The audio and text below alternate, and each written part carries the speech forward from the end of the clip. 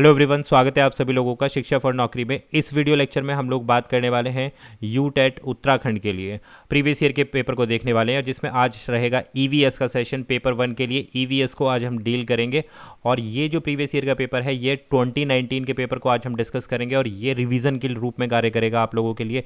यहाँ से क्वेश्चन को आप इजीली रिवाइज कर सकते हो, काफ़ी सारे टॉपिक्स आपके क्लियर हो जाएंगे, कॉन्सेप्ट आपके क्लियर हो जाएंगे। तो वीडियो को लास्ट तक देखना इंपॉर्टेंट रहेगी। पेपर से पहले जो है जितने भी प्रीवियस ईयर के पेपर हैं आप लोगों को ज़रूर सॉल्व करने, काफ़ी सारे मैं करा चुका हूँ ऑलरेडी, वीडियोस पड़े हुए हैं मेरे प्रीवियस ईयर के, वो भी आप रेफर कर सकते हो। स्टार्ट करते हैं 2019 के पेपर को। 30 क्वेश्चन है भाई, इस वीडियो लेक्चर में फिनिश अप करेंगे। उष्णकटिबंधीय वनों में नहीं पाया जाता है, क्या चीज़ उष्णकटिबंधीय वनों में नहीं पाई जाती है? क्वेश्चन नंबर 121 बोलता है। देखो लेवल आपको पता चलता रहेगा, इसी तरीके के क्वेश्चन डेफिनेटली आपको देखने के लिए मिलेंगे। तो ये ऑप्शन आ रहे हैं सागौन, आयरनवुड, साल या फिर चीड़। तो उष्णकटिबंधीय यानी कि ट्रॉपिकल फॉरेस्ट में क्या चीज़ नहीं पाई जाती, कौन से पेड़ नहीं पाए जाते? तो राइट आंसर है हमारे पास ऑप्शन नंबर डी, जो चीड़ का पेड़ होता है यानी कि पाइन का जो पेड़ होता है वो ट्रॉपिकल फॉरेस्ट में नहीं पाया जाता। Option D is the right answer. Next बढ़ते हैं, क्वेश्चन नंबर आता है हमारे पास 122 क्वेश्चन है हमारे पास में, और क्वेश्चन बोलता है भाई कि कौन सा शंकुधारी वृक्ष जो है, एक सेकेंड, शंकुधारी वनों का वृक्ष कौन सा है ये आपको बताना है। साल है, स्प्रूस है, महोगनी है या फिर देवदार है।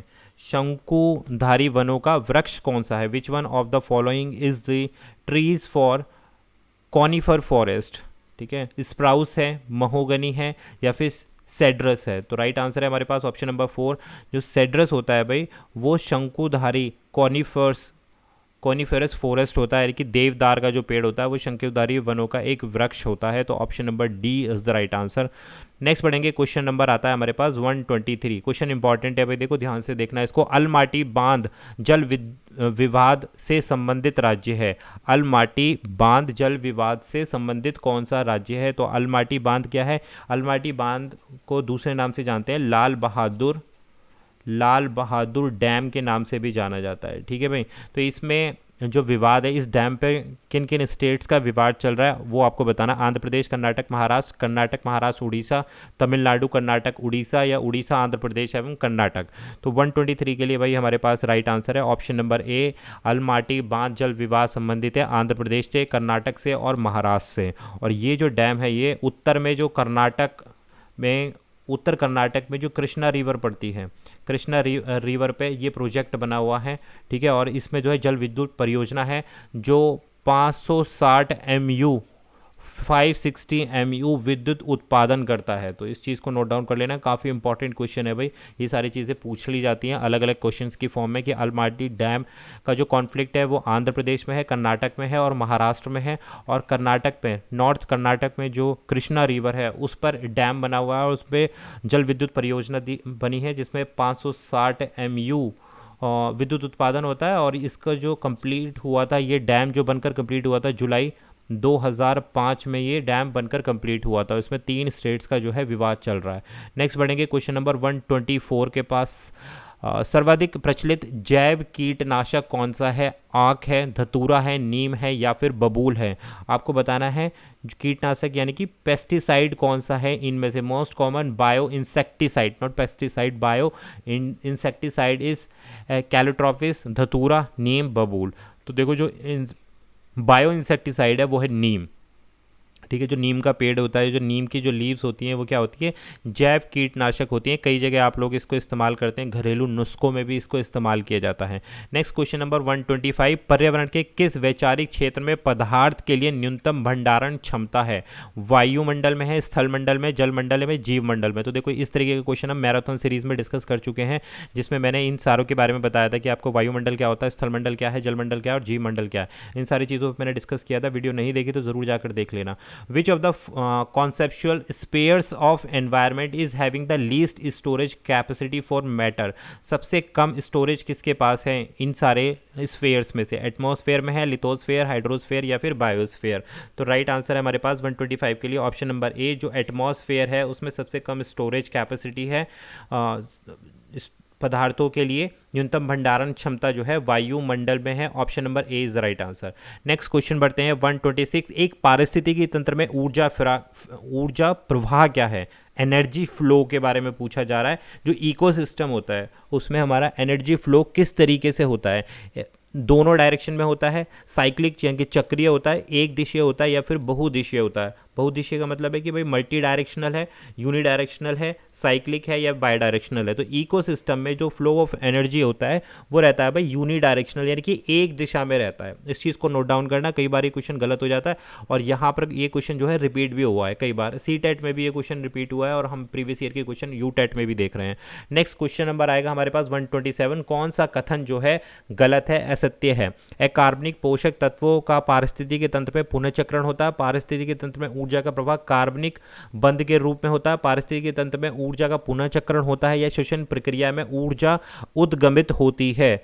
तो राइट आंसर होगा 127 के लिए ऑप्शन नंबर सी, पारिस्थितिकी तंत्र यानी कि इकोसिस्टम में ऊर्जा का पुनःचक्रण होता है। एनर्जी क्या होती है भाई, रिसाइकिल होती है, यानी कि energy is recycled in a ecosystem. बात क्लियर हो गई। और इकोसिस्टम इंपॉर्टेंट है भाई, EVS में इकोसिस्टम वाला पार्ट ज़रूर रीड आउट आप करके जाना, यहाँ से क्वेश्चन आता है और मैंने आप लोगों को ये इंपॉर्टेंट टॉपिक में भी बताया है। क्वेश्चन 128, IEA का पूरा नाम क्या है आपको बताना है। IEA stands for environmental and industrial act, environmental impact assessment या एनवायरमेंटली इंपॉर्टेंट एक्टिविटी। तो राइट आंसर है option number C is the right answer 128 के लिए। एनवायरमेंट इम्पैक्ट असेसमेंट जो है इसका अभिष्ट उत्तर रहेगा क्वेश्चन नंबर 128 के लिए। राइट आंसर रहेगा environment, E for environment impact assessment. Assessment का मतलब मूल्यांकन और क्या प्रभाव पड़ रहा है एनवायरमेंट पे, तो उसका आकलन या मूल्यांकन किया जाता है EIA के थ्रू। नेक्स्ट बढ़ते हैं question number 129। The earth day is celebrated every year on, जो पृथ्वी दिन जो है कब मनाया जाता है ये आपको बताना है। पृथ्वी दिवस कब मनाया जाता है प्रति एक वर्ष, 5 जून को, 22 अप्रैल को, 23 नवंबर को या फिर 26 जनवरी को। तो option number B is the right answer 129 के लिए कि जो 22 अप्रैल है। भाई देखो डेट्स वाले मैंने आपको बताया था, एक आध क्वेश्चन ज़रूर बनता है कि भाई कौन सा डे कब सेलिब्रेट किया जाता है। तो 22 अप्रैल जो है प्रत्येक वर्ष जो है पृथ्वी दिवस के रूप में, अर्थ डे के रूप में मनाया जाता है। क्वेश्चन नंबर 130, नील शिशु संरक्षण जल में किस चीज़ की अधिकता के कारण होता है? फॉस्फेट, सल्फर, आर्सेनिक या फिर नाइट्रेट्स की वजह, यानी कि ब्लू बेबी सिंड्रोम्स जो डिजीज़ है इस caused by contamination of water. देखो पानी की वजह से ही होती है ये डिजीज़ जो होती है ब्लू बेबी सिंड्रोम्स, लेकिन पानी में किस चीज़ की वजह से होती है? फॉस्फेट, सल्फर, आर्सेनिक या फिर नाइट्रेट्स। तो राइट आंसर है हमारे पास ऑप्शन नंबर डी, नाइट्रेट्स की प्रेजेंट की वजह से ब्लू बेबी सिंड्रोम्स होता है, नील शिशु संलक्षण जिसको हम बोलते हैं। D is the right answer. Next आएगा क्वेश्चन नंबर 131, पानी, पीने के पानी में फ्लोराइड्स की अधिकतम मात्रा स्वीकार की गई है। कितनी मात्रा होनी चाहिए फ्लोराइड की पीने युक्त पानी में? तो 1 मिलीग्राम प्रति लीटर, 1.25 मिलीग्राम प्रति लीटर, 1.50 या 1.75। तो 131 के लिए right answer option number C, 1.50 milligram प्रति लीटर जो है पानी की मैक्सिमम अलाउएबल कॉन्सेंट्रेशन होती है फ्लोराइड्स की in drinking water, 1.5 milligram per litre. Next question number 132, cholera and typhoid are caused by, ये क्वेश्चन मैंने अभी कराया था मैराथन सीरीज में आपको कि cholera and typhoid are caused by worms, virus, bacteria या फिर फंगस। हिंदी में भी देख लो भाई, हैजा और आंत्र ज्वार जो है किसके कारण होता है? कीड़े की वजह से, विषाणु, जीवाणु या फिर कवक? तो ये होता है भाई बैक्टीरिया की वजह से, यानी कि जीवाणु की वजह से। बहुत सिंपल सा क्वेश्चन है। नेक्स्ट क्वेश्चन नंबर 133, निम्न में से कौन सा प्राकृतिक खनिज नहीं है, जो नेचुरल रिसोर्स नहीं है? ठीक है, अधेय है, स्फीतीय है, फॉस्फोट है या फिर नाइट्रोजन है? Question number 133, which of the following is not a natural mineral?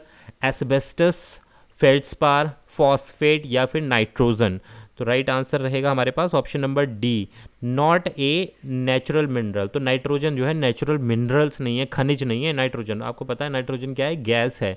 ये सारे के सारे एस्बेस्टस हो गया, फेल्ड्स्पार हो गया, फॉस्फेट हो गया, तो ये सब क्या है? ये हमारे प्राकृतिक खनिज के रूप में आ जाते हैं, लेकिन जो नाइट्रोजन है वो क्या है? गैस है हमारी। Option number D is the right answer. Next question number 134, nitrogen स्थिरीकरण किया जाता है, जो नाइट्रोजन फिक्सेशन जो होता है वो किया जाता है, बिजली चमकने से किया जाता है, क्या प्रोसेस के थ्रू किया जाता है वो पूछा जा रहा है। स्थिरीकरण जीवाणु से, उर्वरक से या उपरोक्त सभी? तो nitrogen fixation is done by lightning, fixing bacteria, fertiliser, all of these. तो option number D is the right answer.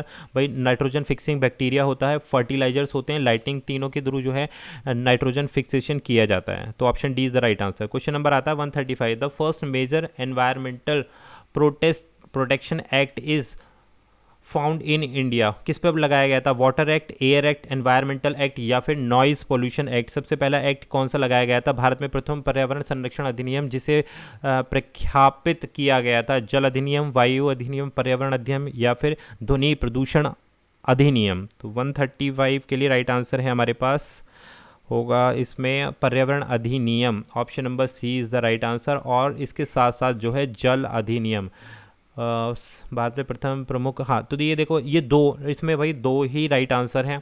इसमें ऑप्शन नंबर ए भी सही रहेगा आपके लिए और ऑप्शन नंबर सी भी। पर्यावरण अधिनियम और जल अधिनियम दोनों एक ही साथ प्रपोज किए गए थे। तो ऑप्शन नंबर वाटर एक्ट और environmental act, option number A and C. Next question number 136, ozone परत की मोटाई नापी जाती है, जो ओजोन लेयर है उसकी मोटाई किस चीज़ में नापी जाती है? पीपीएम में नापी जाती है, पीबीबी में नापी, डेसिबल्स में या फिर डेप्सन इकाई में? तो ओजोन की मोटाई नापी जाती है भाई डेप्सन यूनिट्स में नापी जाती है, ठीक है। Option number D is the right answer. Question number 137, पर्यावरण संरक्षण अधिनियम किसके द्वारा किया गया था? कौन से वर्ष में किया गया था? 1986 में, 1992, 1984 या 1974? तो देखो दूसरा क्वेश्चन आ रहा है ईयर वाला कि कौन से ईयर में किया गया था एनवायरमेंटल प्रोटेक्शन एक्ट। और पीछे अभी क्वेश्चन पूछा गया है कि भाई अर्थ डे कब सेलिब्रेट किया जाता है। तो राइट आंसर क्या है हमारे पास? 1986।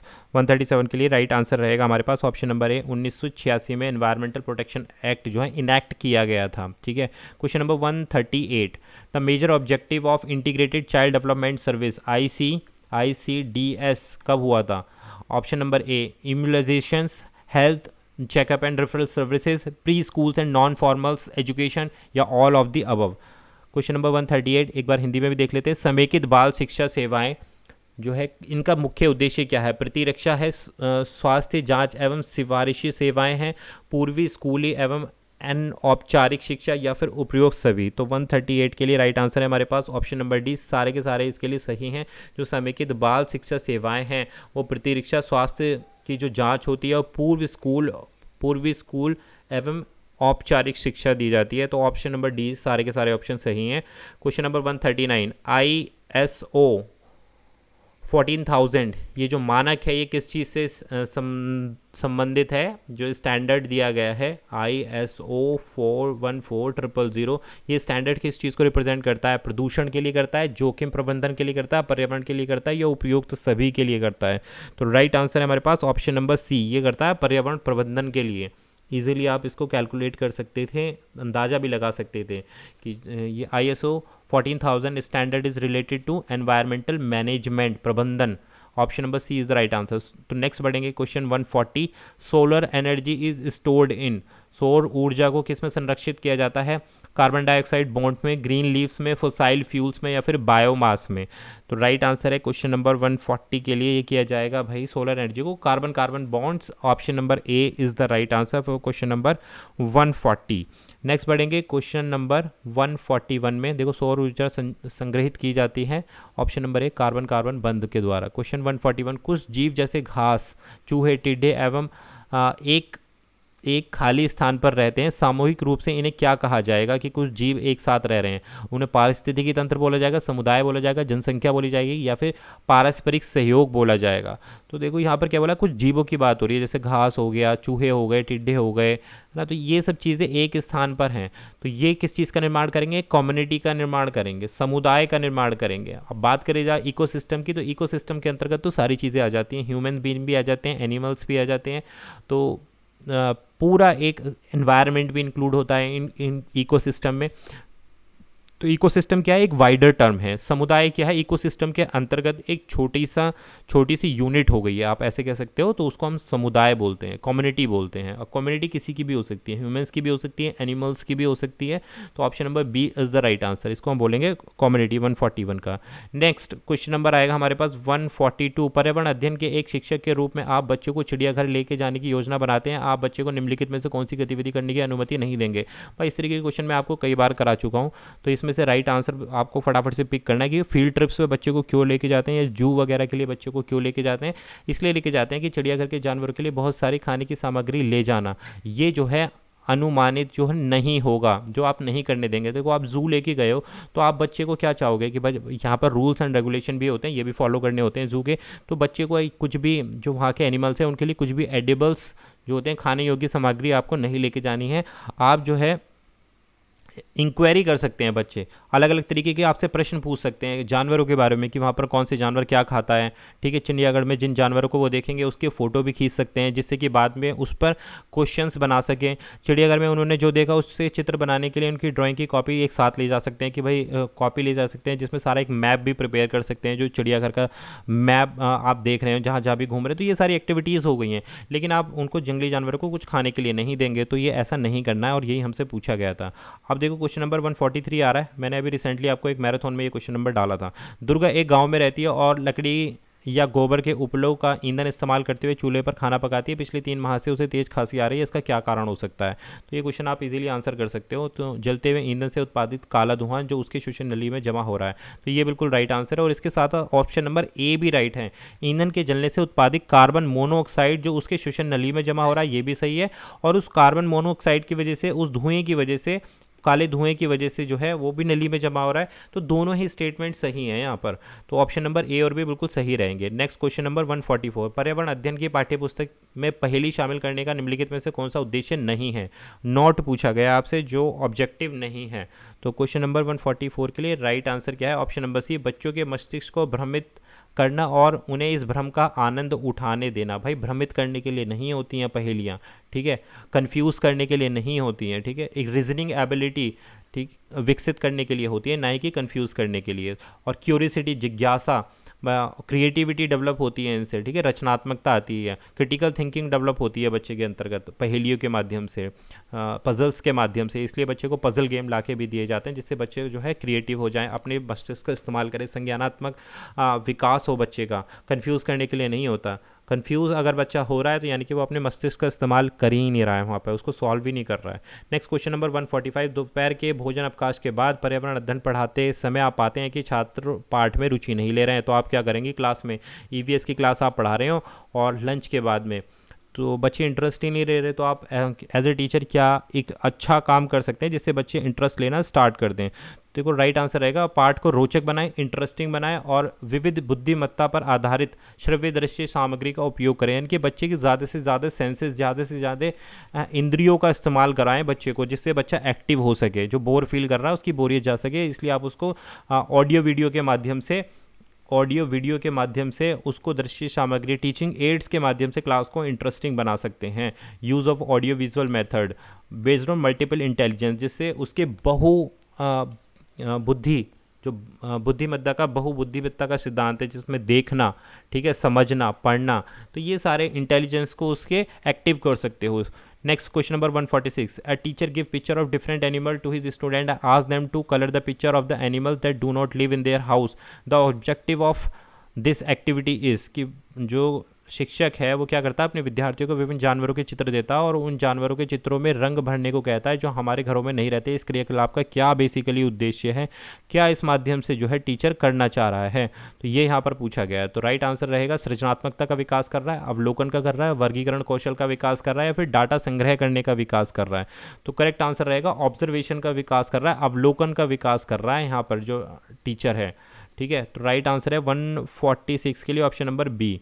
नेक्स्ट आता है हमारे पास, अच्छा बी, हाँ सही है। देखो बी में क्रिएटिविटी भी हो रही है, यहाँ पर सृजनात्मकता भी हो रही है, सॉरी, और उसके साथ साथ क्या हो रहा है भाई, वर्गीकरण भी हो रहा है, लेकिन डाटा संग्रह नहीं हो रहा। एक बार क्वेश्चन को पढ़ लेते हैं। एक अध्यापक अपने विद्यार्थियों को चित्र देता है और उन जानवरों के रंगों को भरने के लिए कहता है। हाँ तो सही बात है भाई, जानवरों के रंगों का भर रहा है तो ऑब्जर्वेशन तो हो ही रही है, साथ साथ सृजनात्मकता, क्रिएटिविटी भी हो रही है कि कलर करना आ रहा है बच्चे को, और डिफरेंट एनिमल्स में कलर कर रहा है तो वो डिफरेंशिएट भी कर पा रहा है। तो क्लासिफिकेशन स्किल, ऑब्जर्वेशन और क्रिएटिविटी, तीनों स्किल्स का यहाँ पर इस्तेमाल हो रहा है। तो यहाँ पर ए बी सी तीनों आ जाएंगे। Option number B is the right answer. Next question number आता है हमारे पास 147, प्रथम ओजोन छिद्र पाया गया था। तो first ozone hole was found by, कहाँ पर हुआ था? उत्तरी ध्रुव पर हुआ था, ये भी क्वेश्चन मैंने कराया। अंटार्कटिक के ऊपर हुआ था, अफ्रीका के ऊपर हुआ था, या फिर दक्षिणी ध्रुव के ऊपर हुआ था, साउथ पोल के ऊपर हुआ था। तो राइट आंसर है हमारे पास ऑप्शन नंबर बी, आर्कटिक या एंटार्क्टिका पर के ऊपर हुआ था ये जो प्रथम ओजोन छेद पाया गया था। Option B is the right answer. वातावरण की आर्द्रता मापी जाती है, atmospheric humidity is measured by, photometer के द्वारा, हाइड्रोमीटर के द्वारा, पोटोमीटर के द्वारा, या फिर इनमें से कोई नहीं। करेक्ट आंसर है हमारे पास ऑप्शन नंबर बी, हाइग्रोमीटर के द्वारा जो है वातावरण की नमी यानी कि ह्यूमिडिटी नापी जाती है। नदी में जल प्रदूषण को किस की घुलित मात्रा में नापा जाता है? जो वाटर पोल्यूशन होता है उसको मेज़र करने के लिए क्या चीज़ यूज़ होती है? क्लोरीन, ओजोन, नाइट्रोजन या फिर ऑक्सीजन।